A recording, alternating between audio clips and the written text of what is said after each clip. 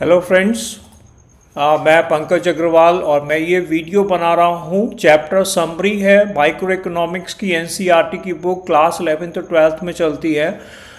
उसका इस बार ये चैप्टर 5th है और बाकी जो चैप्टर्स हैं उनके भी वीडियो आपको मेरे चैनल पर मिल जाएंगे।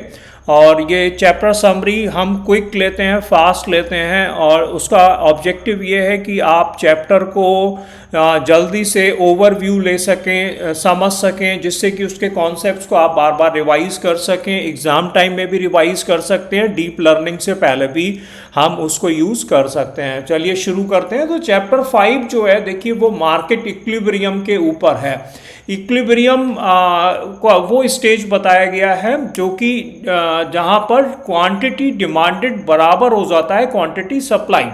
जब क्वांटिटी डिमांडेड क्वांटिटी सप्लाइड के बराबर हो जाएगी तो वो स्टेज कहलाएगा इक्विलिब्रियम। ओके, और इक्विलिब्रियम प्राइस भी इसी से ही हम डिसाइड करेंगे। जहाँ पर डिमांड और सप्लाई कर्व एक दूसरे को इंटरसेक्ट करेंगे वो इक्विलिब्रियम प्राइस वहाँ पे हम डिसाइड कर पाएंगे। So quantity demanded is equal to quantity supplied, ये इक्वेशन हमें ध्यान में रखनी है। और ये वो इक्विलिब्रियम एक वो टेंडेंसी है जहाँ पर कि नॉर्मली हम चेंज नहीं चाहते हैं प्राइस और क्वांटिटी में। अब मान लीजिए शिफ्ट आता भी है डिमांड और सप्लाई में, तो उसका क्या फ़र्क पड़ता है। देखिए, अगर डिमांड इंक्रीज करेगी तो इक्विलिब्रियम प्राइस और क्वांटिटी दोनों ही राइज करेंगे, और अगर डिमांड डिक्रीज होगी तो इक्विलिब्रियम प्राइस एंड क्वांटिटी दोनों ही कम हो जाएंगे। और डिमांड के बाद में अगर कोई सप्लाई में चेंज आता है तो सप्लाई बढ़ने से क्या होगा, इक्विलिब्रियम प्राइस फॉल करेंगे, क्वांटिटी राइज करेगी। और सप्लाई अगर डिक्रीज हो जाएगी तो प्राइस राइज करेंगे एंड क्वांटिटी फॉल करेगी। तो ये एक चेंज है कि इक्विलिब्रियम में कैसे किस तरीके से चेंज आ सकता है due to demand and supply. अब मार्केट डिसइक्विलिब्रियम की बात करी गई है। तो मार्केट डिसइक्विलिब्रियम वो कंडीशन है जबकि मार्केट इक्विलिब्रियम में नहीं है। तो यहाँ पर दो कंडीशन हो सकती हैं, excess demand and excess supply. Excess demand को बताया गया शॉर्टेज, मींस डिमांड ज़्यादा है बट सप्लाई नहीं हो पा रही है।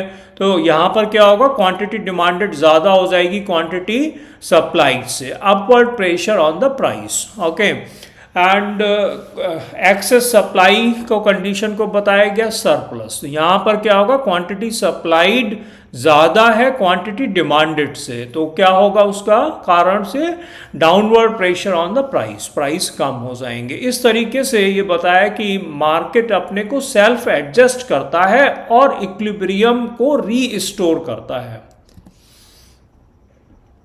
अब गवर्नमेंट का भी इसमें कुछ इंटरवेंशन बताया गया कि गवर्नमेंट प्राइस को कंट्रोल कर सकती है। दो तरीके बताए गए हैं, price ceiling and price floor.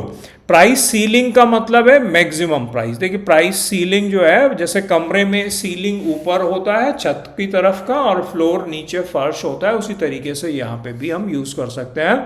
तो मैक्सिमम प्राइस जो है वो प्राइस सीलिंग, और जो मिनिमम प्राइस है वो फ्लोर प्राइस कहलाता है। ओके, तो मार्केट का क्या रोल है। मार्केट का रोल होता है कि जो भी रिसोर्सेज हैं उसका एलोकेशन एफिशिएंट वे में हो, और ये इंश्योर करता है कि goods and services are produce based on consumer preferences and producers cost. Okay, thank you so much. ये समरी थी चैप्टर 5 की। तो इस तरीके से पूरी माइक्रो इकोनॉमिक्स की जो बुक है एनसीईआरटी की, उसका हमने चैप्टर समरी ब्रीफ में ले लिया। ओके, तो इसका ऑब्जेक्टिव यही है कि आप जल्दी से 5 से 7 मिनट में आप एक चैप्टर रिवाइज कर सकते हैं, और 5 चैप्टर्स हैं इसमें, तो आप आधा घंटे के अंदर पूरी बुक का रिवीजन कर सकते हैं। इसको आप कई बार रिवाइज करिए, देखिए सारे जो ब्रीफ कॉन्सेप्ट्स हैं वो आपको याद रहेंगे। एग्ज़ाम टाइम में भी ये बहुत ज़्यादा हेल्पफुल होने वाला है। तो मैं चाहूँगा कि ज़रूर आप लिख के बताएं कमेंट बॉक्स में कि ये सीरीज़ आपको कैसी लगी, क्या इसके फ़ायदे हैं, क्या आप और चाहते हैं। और चैनल को सब्सक्राइब करिए और अपने फ्रेंड्स को भी इसके बारे में ज़रूर बताइए। Thank you so much.